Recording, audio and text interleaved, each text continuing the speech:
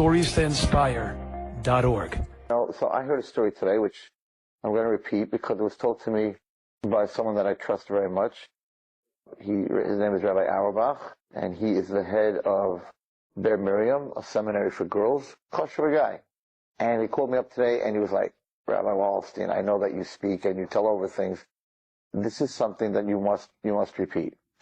So here, it's not coming from some kid or someone that might have made this up. So he says his daughter, Rabbi Auerbach's daughter, works in an office, and one of the women in the office came into the office yesterday or the day before, Mamish, like shaken up. And they said, well, you look like something. What happened? So she said, my brother is in the Golani brigade, and he's in right now in Gaza, and his unit's job is to go into the tunnels and get these guys out. I mean, that's like the hardest job that there is. So the girl says that her brother, there was a unit of 25, these Golani guys, Golani brigade, and they had to go into this house that had a tunnel in the house, and that's where the opening to the tunnel was.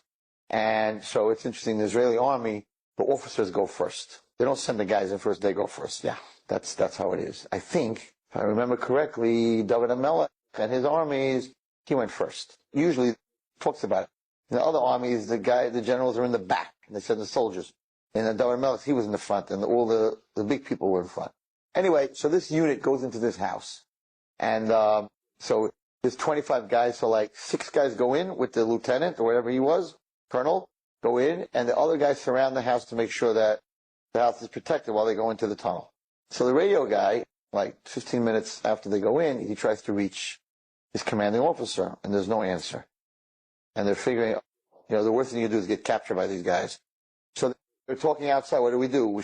Do we go in? Do we stay out? He's not answering. We have to go in there and save. This is what she says. This is what her brother told her.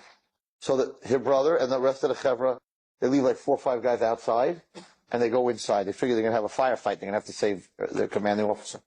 They walk in, and standing at the entrance of this hole this cave, is a rabbi with a long beard, a long frock, like a black, he even explains what it looks like a Hamburg, one of those Rosh Hashiva hats, standing there.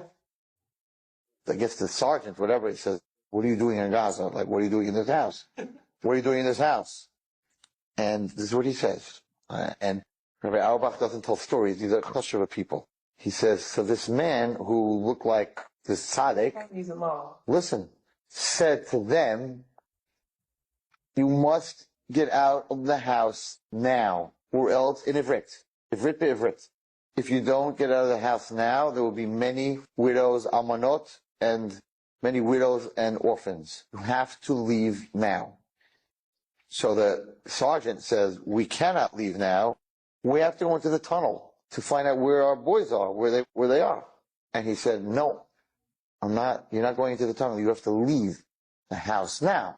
And this soldier says, you don't understand. It's our commanding officer. We're not leaving without him. And this man's blocking the doorway to this rabbi is blocking the doorway to this tunnel. And he says, I'm really sorry, Rabbi, but I got to get you out of the way. And he puts his hands to pull the rabbi out of the way, and his hands go right through him. There's nothing there. And all the guys are standing there, and they're like, right, you can't believe such a thing.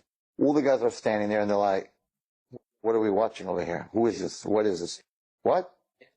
I just told the story. He called me today to tell me the story. So, wait, not finished. So, these guys are like in total shock. The commanding officer now is coming out of the tunnel. I guess for some reason the radios didn't work that deep, whatever it was. He's coming out of the tunnel, and this guy is still standing there. And the commander says, he's the commander, he says, why is there a rabbi in here? What's going on over here? And he tries to push him out of the way, and he just walks right through him. And the 6 guys walk right through this thing that's talking to them. And he turns around to all of them, he says, I'm begging you, you must leave the house now. And they're all freaked out. I don't even want to tell you another part of it, because then you totally won't believe the story. But the way he says it over is that when he was talking, this malach, whoever it was talking, that from his mouth was coming fire. And they're all looking at this, and they've never seen anything. Some of them are dati, some of them are not. They're totally freaking out. And he's like, get out now. And they all run out. He said they were mamish 20 steps out of the house, and the thing blew sky high. And he called his sister, because I guess his sister, maybe she's from, and he said, I just saw a malach. And the whole unit, it seems to be that they're telling everyone about this. Other people think they're crazy, right? They're telling everyone about this. And these guys saw a malach that saved their lives. And, you know, I know a soldier. I know a guy that was a soldier, a young guy, that was in my office for a few months. He came to be with his cousin, and he was in Lebanon. And he told me that his unit, young guy, that his unit was being shot at in Lebanon, and they were running to go into a house to protect themselves. And as they're coming to the door of the house, there's this old lady dressed in black, looked like an Arab, right? And she turned to them and she said, "Not this house. This house was a death trap," whatever it was. And they're like, "Should they a death trap?" So it's a trap. And they looked at her, and they were like, "Maybe she just decided that she's setting us up." And he said when we looked at her, he realized that she wasn't an Arab. We saw her face for a second. She looked like a very holy, like you think Sarah Mena would look like. And she said, "Listen to what I'm saying. Don't go into this house." And they ran down the block, right? And the mortar shells and it was shooting, it was chasing, whatever it is. And they turned around, and that house went kabunga. They blew it up. It was a trap. And the woman was not there. They said they turned around, she was not there. And he said that we came back, and we started telling these stories. And he's like, well, the next unit, we wanted to go somewhere, and there was some woman who told them, "Not this house." And then the next unit, he said, they're all sitting here talking, and one unit's telling another unit, this same lady was 20 miles away 10 minutes later. So in this destruction and in this war that's going on, there's many nisim v'neflois that the Kodesh Baruch Hu is doing outside of the missiles. I said last night that, you know, we're all saying Shir HaMalos, and we're all praying after davening and during davening that Hashem should protect our soldiers. That's bakasha. We're asking for stuff. But you also have to have a kara. You have to have a kara satov. So outside of that, we have to thank Chayil Hashem Kitov that there are 2,500 missiles Hashem made land in fields, not blow up, ended up falling back in Gaza. And it's mamish like the miracle when the Mitzrayim were shooting spears at us. It's the same. It's the same miracle. We have to go past the Iron Dome.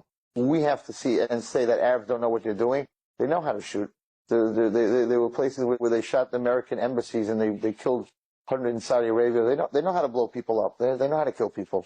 So we have to, outside of, and that's why when I heard yesterday that more missiles landed in Israel than ever, that the Iron Dome did not take down, I felt that maybe we're just not giving a Kras Tov. You know, we're asking, save us, this, that, and the other thing. We're not appreciating the miracles that Kodesh Baruch Hu is doing for us. So I think in everybody's tefillah, when you say modim or whenever, that we have to thank Hashem and say, we know who's really like the head of Hamas. We know who's playing with the missiles. It ain't Hamas. It's HaKadosh Baruch Hu. We have to have a lot of Kras Tov for Kodesh Baruch Hu. Anyway, that's the story I heard today, and I'm sure we hear many, many stories. So you hear many stories, but this came from a very reliable source. Enjoyed this story? Come again. Bring a friend.